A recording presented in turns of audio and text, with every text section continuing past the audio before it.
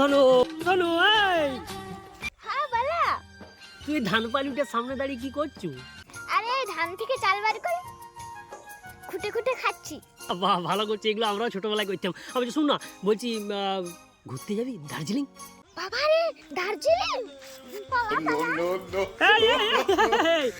লোকে ঘুরতে যাওয়ার নাম শুনলে বলে যাবো যাবো, তুই নাম শুনে ছুটে পালাচ্ছ। তোর কি দার্জিলিং পছন্দ নয়? তাহলে তুই অন্য জায়গায় বল, কুলু মানালি যাবি? বাবারে কুলু মানালি পালারে।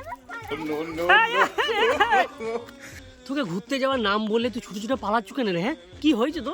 আরে কদিন আগে মাকে বলেছিলাম যে মা ঘুরতে যাব, তারপরে যা ঠকানটা ঠকেছিলাম লাই। আর কখনো বলে যে ঘুরতে যাব? কেন, কি ঠকান ঠকেছিলি? আরে কদিন আগে আমি নিজে যে মাকে বলেছিলাম যে ও মা সবাই ঘুরতে যাচ্ছে আমিও যাই। দিয়ে মা বললো কোথায় যাবি? আমি বললাম কুলু মানালি না হয় দার্জিলিং। তা ইয়াতে ঠকার কি হইলি আমি তো বুঝতে পারলাম না। আরে তারপরে মা বললো বাপের অতগুলো টাকা ফুটিয়ে ওইসব জায়গায় কেন যাবি? তা তুই তোর মাকে বলতে পারলি যে ওইসব জায়গায় ঠান্ডা ওয়েদার, বিরাট ঠান্ডা ঠান্ডা লাগবে, বরফ পড়বে, একটা আলাদা রকম ফিল হবে, কিছু বলতে পারলি?